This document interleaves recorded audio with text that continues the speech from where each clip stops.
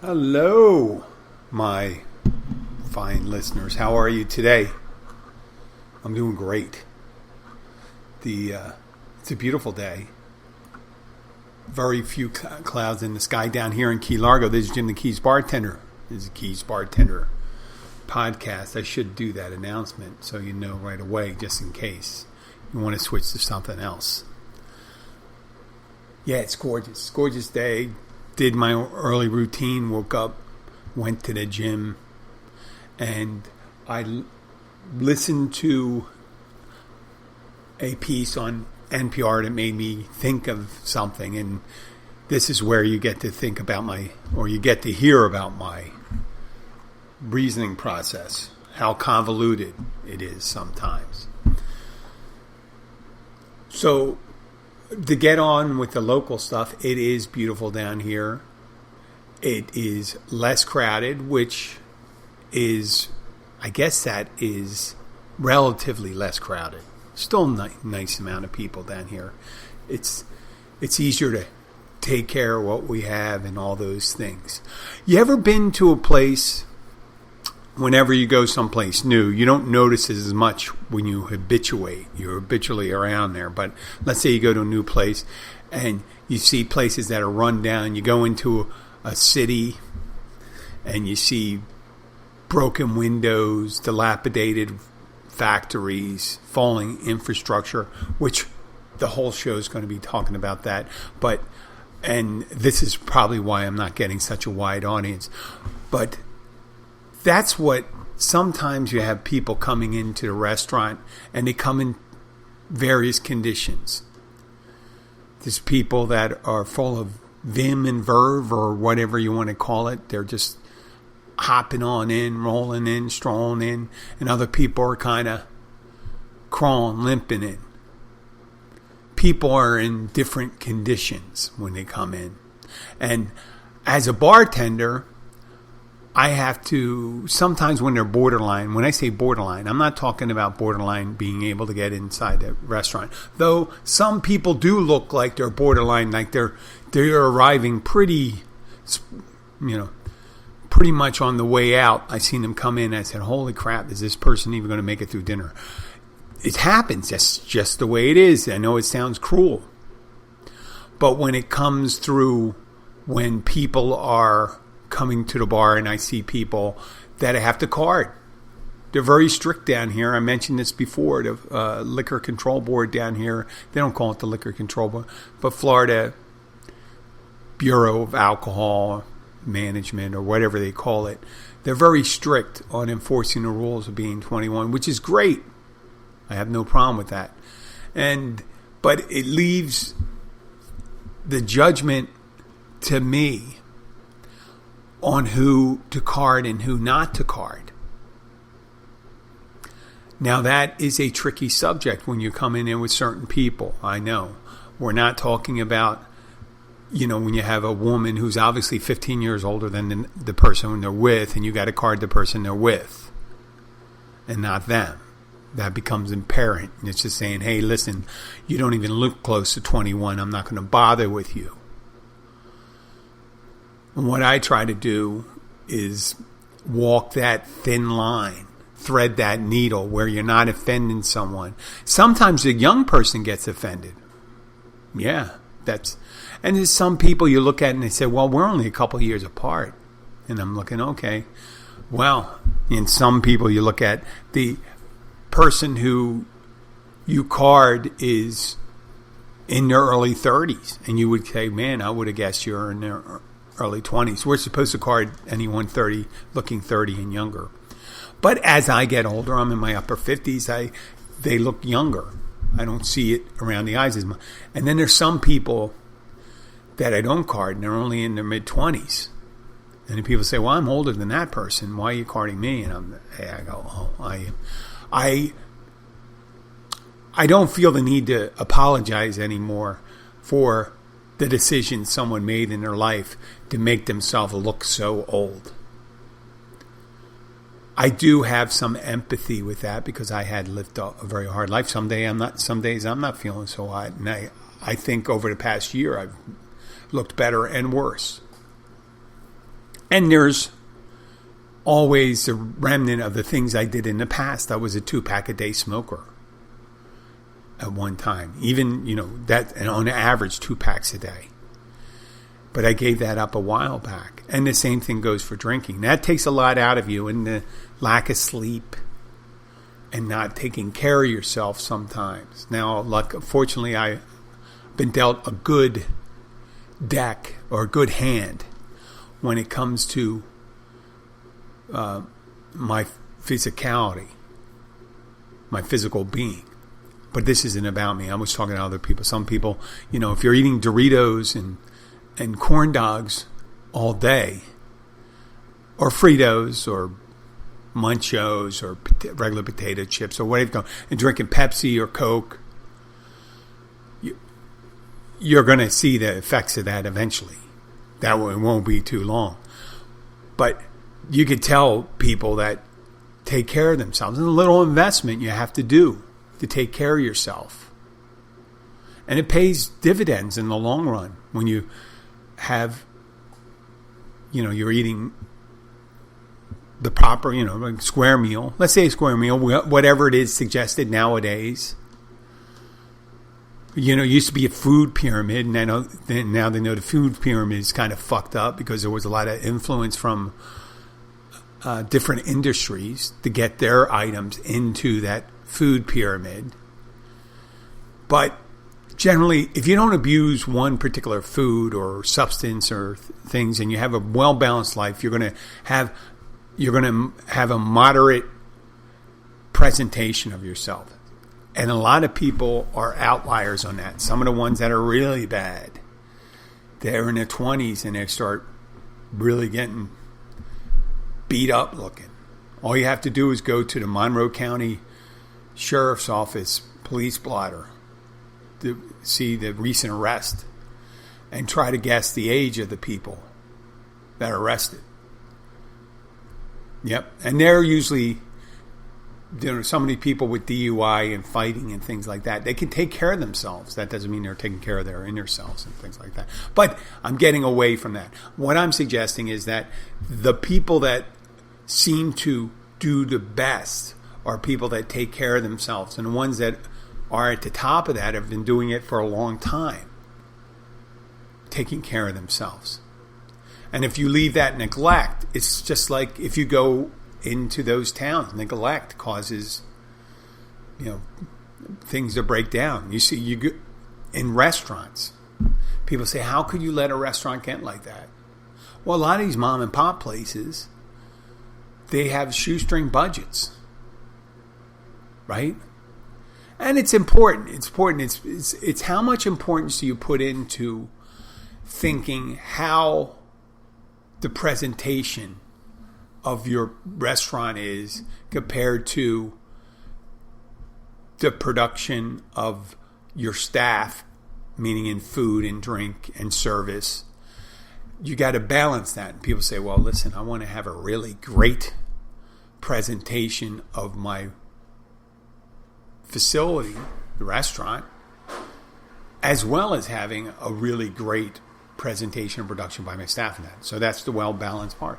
That's what you have to do to maintain yourself. And that's how you have to do that to maintain your vehicle and your car. Think about it. Neglect your car for a couple of years. Don't change your oil. Don't change your filter. Let the tires get worn down to get bald. Don't get, it's not tune-ups anymore, but let those little knocks build up and see what happens. With certain vehicles, some of them, I've known people that you've been driving the same vehicle and they've just been putting pretty much Band-Aids on it and kept it going for years. I was known for doing that. But if you take care of those things, it usually gives you a lot more return, meaning it's more functioning. Same thing goes for housing or your body. Now, Jim, how did you get to this point? By listening to a piece on National Public Radio. I'll tell you why. This is it. they were going over a historical piece, and this is the long and winding road of my crazy thoughts, I know. But they were talking about in 1971, 72, there was an international tournament, and table tennis was, I think it was a championship. I don't know if it was Olympics or what happened, is that an American player was invited to get on the People's Republic of China's bus.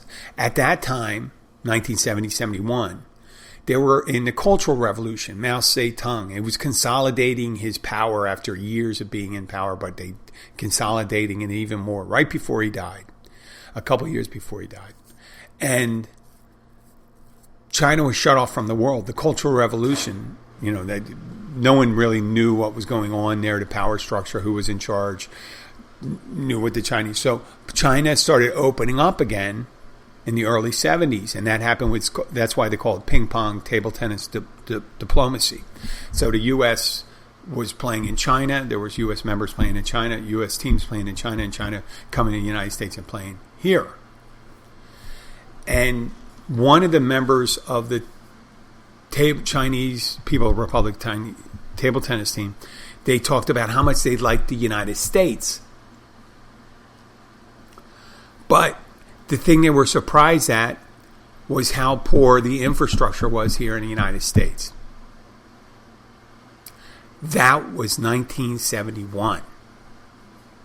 Okay? We're still, and this is 50 years later, we're still talking about it. Now, obviously, let me put this here. Things have been done since 71 till now in those 50 years. Otherwise, if they weren't, the roads, the railroads, the airports, everything, there would be so much, it would be completely dilapidated. Much like one of these things you see in the future where it's like 100 years post some natural disaster, and the government's gone and society's fallen and stuff like that. You just see trees growing up in the middle of the highways and rusting bulks of cars and trucks and buildings falling apart. But let me go over what this made me think of when I heard that guy say that in 1971. That was the end of the story for me. I guess I should have kept on listening, but the story was not talking about, I don't think the piece was talking about our failing infrastructure, but they mentioned it, which was this thing that made me think about how little we have done in those years. Now, I was born in the early 60s. I remember the early 70s. And I thought things were pretty good. Now, in some of the city, I used to, in Philadelphia, the elevated trains and the subways, they had seen better days. Now, they were already 20, 40, 50 years old. And they needed to be replaced. And they did upkeep on it. And they have done upkeep on the elevated train.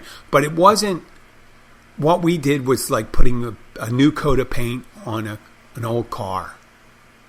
Putting a brand new, like a Blaupunkt radio, like my brother did in my 1980 AMC Hornet, Levi Edition Hornet, that was worth $100. The car was worth $100, and the radio was worth $200, $250 at the time. Why would you put something like that in $100 car? I don't know. It was worth more to me than $100. I would call it $500, $600, $700, $800 at the time, in the later 80s, 87, 88. But I digress. What I'm suggesting is that we were putting like a new coat of paint over a rusty bulkhead, and you hear about all the bridges and roads and railroads and airports, our waterways. Even the waterways have to be like there's certain upkeep to our waterways, so we're still used for transportation of bulk goods, like the Mississippi, the Ohio, and all those things. They have to be dredged and made easy to navigate. So all this time, we're saying, what have we done? Why haven't this been looked at after? And what is the role of the government? and this is where it gets kind of murky. Whenever I talk to someone, we have to spend money on infrastructure. I'll just pull up some numbers. Since the last 20 years, the U.S. government, federal government, spent 14.5. It could be up to 15.5. It's more. I kept it a little lower than high, so it could be up to 15.5. And this is not adjusted over 20 years. These are just the total number of dollars. $14.5 trillion was spent on the military. Now, a lot of those items earmarked for military, those items are already out of date. And think of all the aircraft carriers, destroyers, and things used. Now, the military was a deterrent, is a deterrent and a security system for the United States to secure our safety, freedom of navigating, trade, our alliances around the world, our way of life. You can say that. I understand that. But there's a dollar amount. That's $14.5 trillion. Now, out of that, there was pay, and there's paying veterans and taking care of their. I don't know if the health care is involved in there, but that should be considered also, the Veterans Health Care. I don't know if they do. I think they may split out the Veterans Administration nowadays. So, in that same time, the federal government spent approximately $1 trillion on infrastructure. Now, get those two. 14.5 trillion and 1 trillion. Now, a tank built 20 years ago will not be beneficial to us 20 years from now. There'll be new technology, there'll be new things, there'll be new missiles, there'll be all different things. There'll be drone missiles that come on, and the tank could be obsolete then, right? A manned tank. So I don't know how much bang for the buck we're going to have, and I'm not saying we should get rid of our military. I'm just talking about 14.5 trillion for a military, 1 trillion for infrastructure. Now, how many times do you use a road, a highway, a railroad? Also infrastructure, I'm talking about high-speed internet, our electrical grid. Infrastructure, I think, is the health of the well-being of your house, right? The house being the United States. Is also education, healthcare, and things like that. I know people say, Jim, that's not it. But if infrastructure is the skeletal and internal workings of the United States, if you don't support that, it's like a body that's falling apart. Imagine that with the bones that aren't working, muscles that are failing. Circulatory system is kind of like your trade, the way you move goods around the country is your circulatory system, like our bloodstream. If that's not healthy, why the fuck are you spending $14.5 trillion on the military? What are you building? It's like having a house that's falling apart. You haven't repaired the roof. It's been leaking for 20 years. Your floors are warped. Maybe put it another way. Think of a house built in the 1800s, prior to gas lighting and electricity and all that. It could be beautifully maintained. Everything kept up to date, the ceiling, everything perfect, right? Think of it today, 2021. How useful would that house be to a modern family? As a museum piece, it would be excellent. Just to show around and something. Or, if people want to sit and they want a B&B where there's only whale oil lanterns, because obviously in the early 1800s, natural gas wasn't discovered yet. Really, it wasn't discovered for home and industrial use. They were using whale oil. And central heating wasn't there. Indoor plumbing wasn't. So you might well have a pump inside the house for water, but you're using most likely wood fireplaces and wood burning stoves to heat the house. No electricity, so you're not doing anything I mean, you could bring in, obviously, if you had a cell phone and you had a tower and you could set up a local, Wi-Fi service for yourself. Yes. But other than that, that house would be completely useless unless you were trying to do one of those things with back to the basics, bed and breakfast, where there's no electricity and all that stuff, So that's what I'm calling the modernization part of it.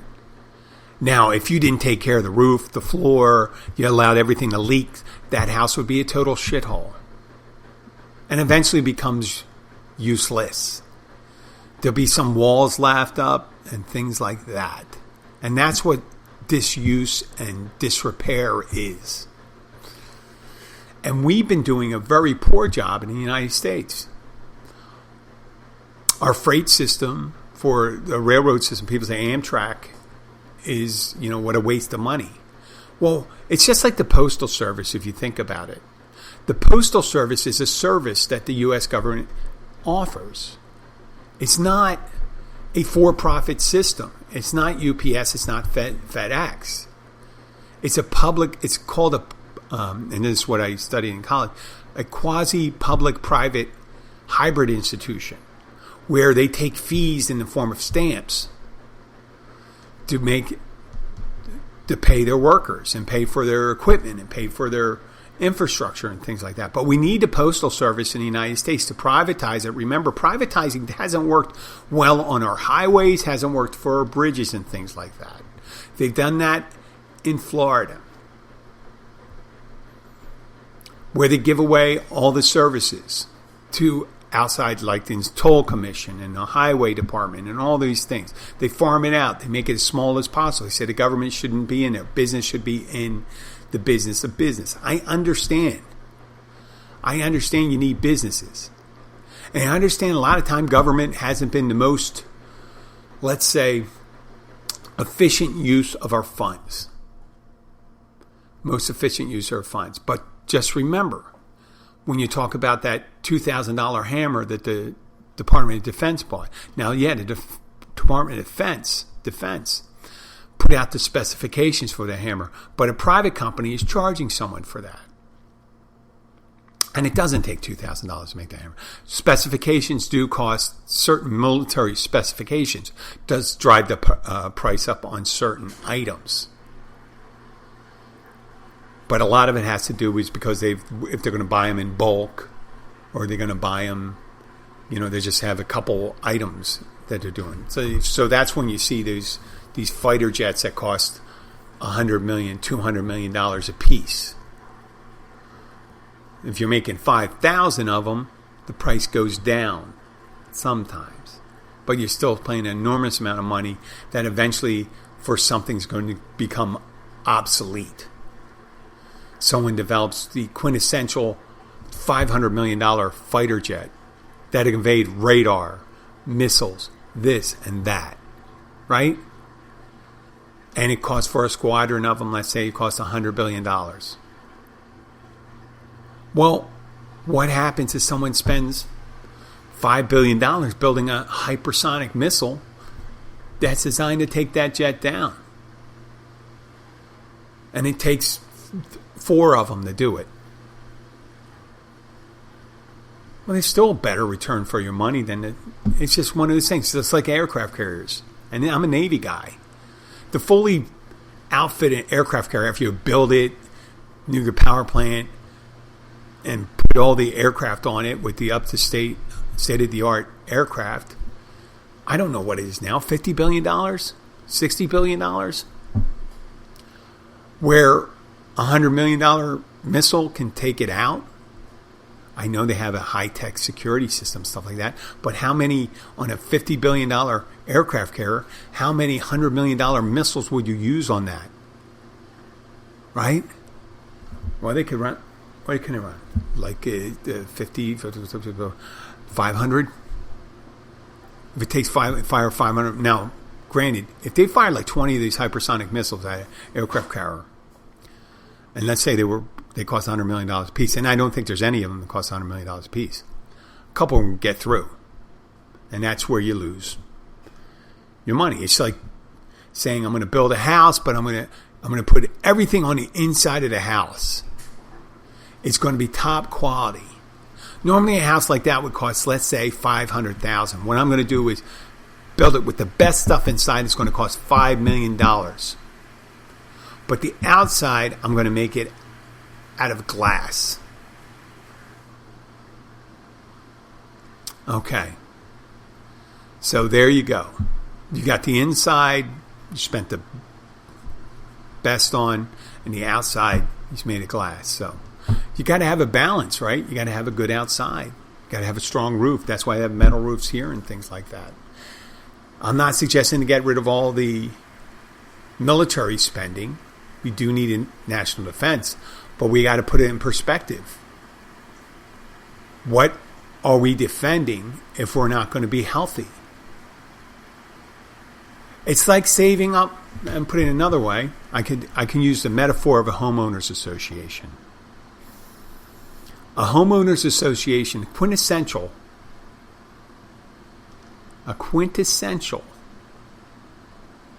capitalist thing is getting a group of people together and saying, listen, we have these rules of homeowners. This is going to be roads. This is going to be lighting. This is going to be our security. If we're going to have a gated community, this is what we're going to pay our security staff. And this is what our rules are inside. And this is what our garden is going to be like. And we're going to make sure these trees are planted and these flowers are planted and all this stuff. And we're to the minute details. And everyone contributes money into it. Everyone contributes money. And it usually has to do with your property. The value of your property. Right? So if you have a tiny property, you don't spend as much as someone who has a property that's 20 times bigger than yours. So that is progressive. That's progressive taxation. And done in a capitalist way, because a homeowners association is not socialist. Because you move in there, you know it's that already. So if we're going to just turn things over and say, listen, we're going to privatize everything, the roads are going to be taken. No, they're not going to be taken care of. The bridges are not going to be taken care of. The electrical infrastructure is not going to be taken care of. Look what happened in Texas over 2 months ago with the snowstorm when they lost power. But it wasn't because of windmills and things like that. We found out it's because of a deregulated electrical system. They weren't even linked into most of Texas wasn't linked into an extra grid to be able to put up with the excess demand they had. So that's what we have to do in the United States. We have to spend a little to make up for the deficits of the past.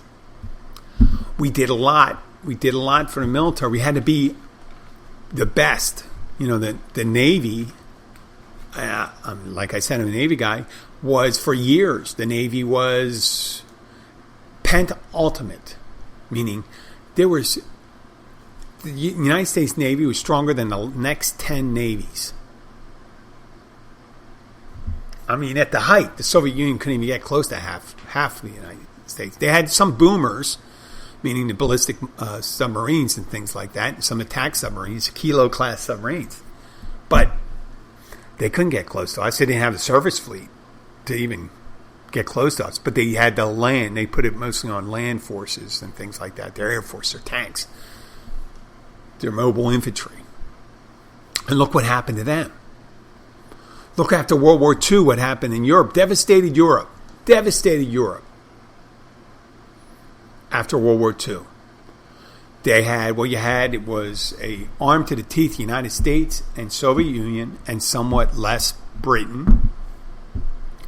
And it devastated Europe and Japan and parts of China and Korea. And what happened? The victors moved in and propped up those infrastructures. Germany was destroyed. Germany itself. I mean, they had the Autobahn that was prior to World War II that was miracle of the modern world. That had to be rebuilt. And all the railroad systems, their airports, and all those things. And part of that was the United States invested in the infrastructure of Europe through the Marshall Plan.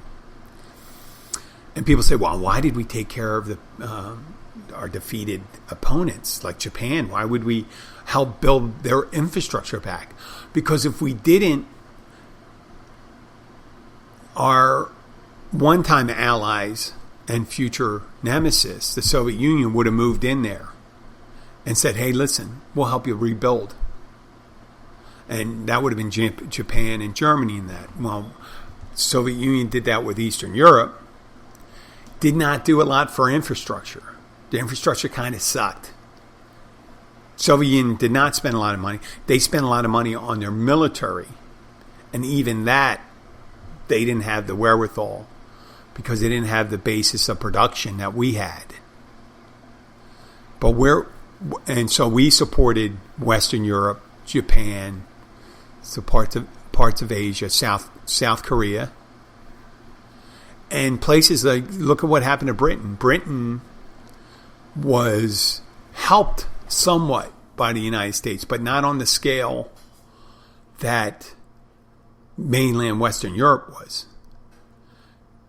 Because Britain wasn't in danger of becoming under the sway of the Warsaw Pact or Soviet Union. They had a monarchy. They still, they had the remnants of their empire, which was slowly dwindling away and stuff like that. So their infrastructure was similar to ours.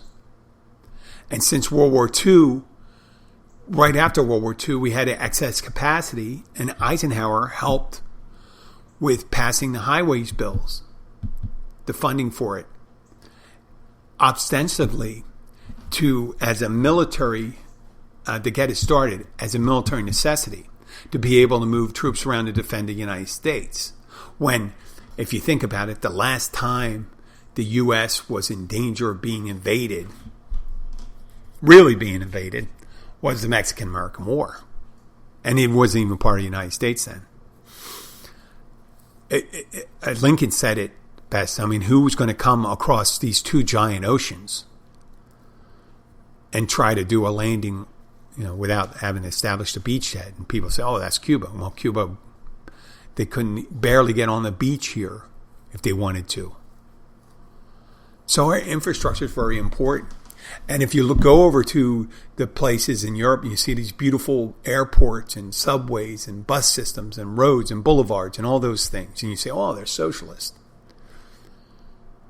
But their infrastructure is excellent. That's the way they got to it. It's not necessarily we have to be that way, but we have to be as budgetarily smart as they were. They didn't spend all their money. I know people say, oh, well, they were in NATO. Why didn't they spend their fair share? Well, they were spending on infrastructure. That's why their education systems are excellent. Their roads, their health systems. We don't have that here. So we took care of everyone else. We protected everyone else as a neglect to ourselves. Even after the Warsaw Pact fell apart, my wife comes from Poland. If you go into Poland, in the last 25, 26 years, they've had a significant infrastructure upgrade.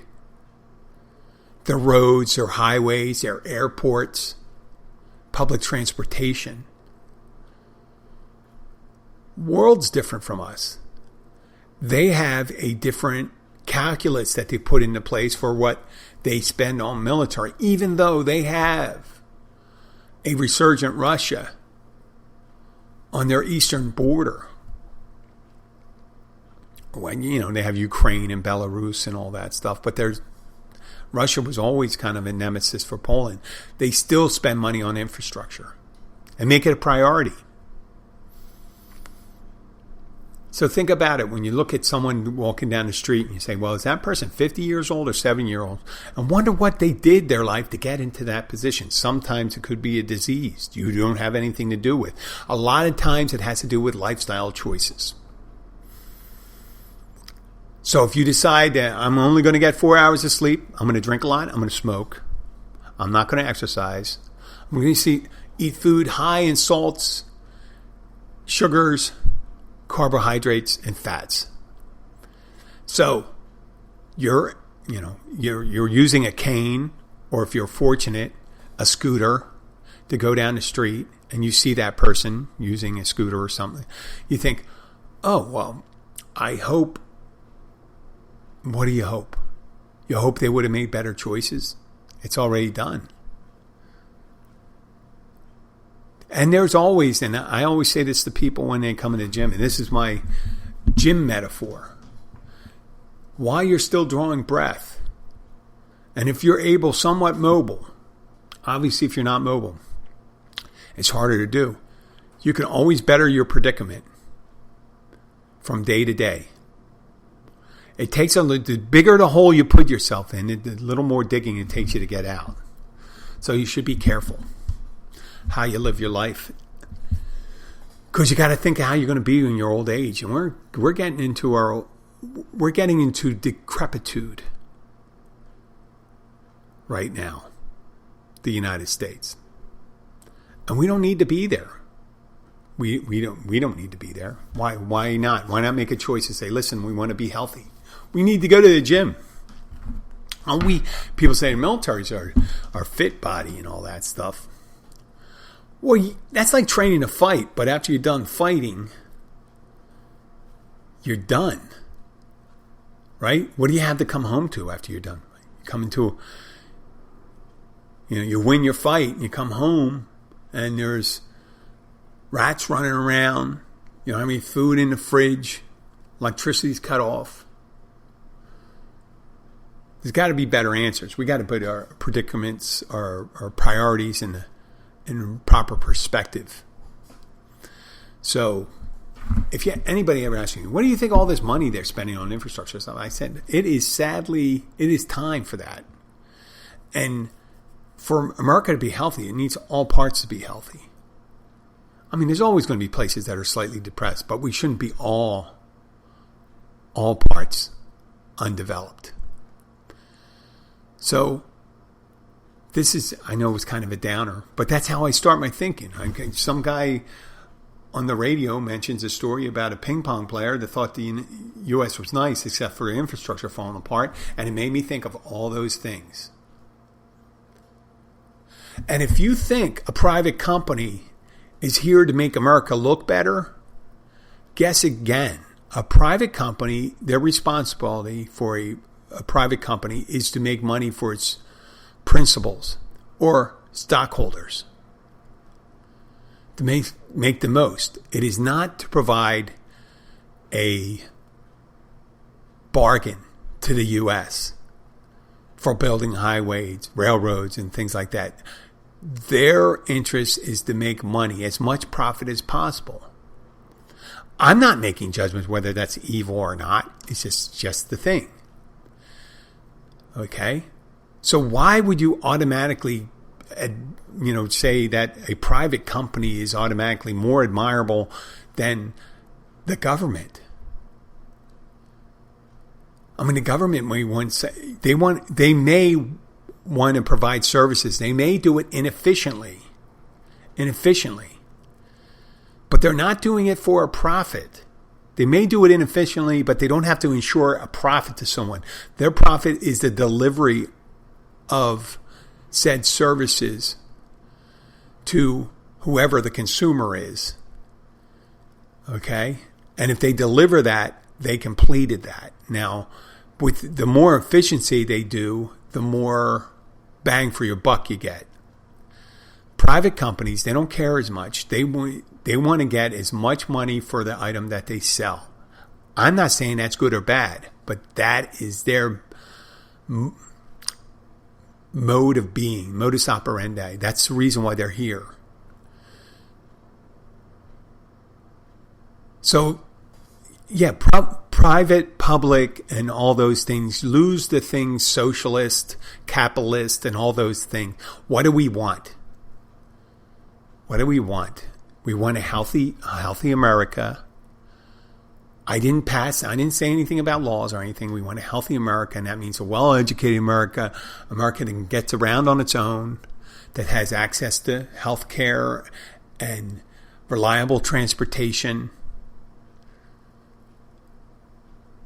I did say educated because so we can be able to handle the challenges of the future. And that makes for a healthy United States. That's making America great again. When we were in 1876, when the first centennial exhibition occurred in Philadelphia, and they introduced the telephone in the centennial exhibition in Philadelphia, and a lot of other modern items. That could be us again. We are doing it now. I mean, we went. Hopefully, if you're listening, you believe it. We sent humans from Earth to the moon and then back. And now we're planning on sending them further out. That's the U.S. We're the ones that won World War II. The ones that came up with the vaccine so quickly and is instituting the dissemination of the vaccine is at a high rate. I mean, we're not doing so good at the hygiene part, protecting people from being infected, but, I guess maybe or maybe not, we'll learn.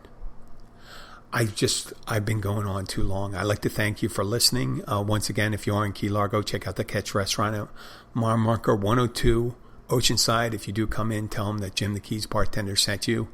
And they're open every day of the week for lunch and dinner and happy hour Monday through Friday, 3:30 to 6:30. And they do cook your catch. Thank you very much. If you have any questions, please follow us on Facebook, Instagram, and Twitter. And any questions, send your request to jim@keysbartender.com. Thank you very much and have a wonderful day. Oh God, I got to put on, I turned off my thing here, my mouse. So here I am.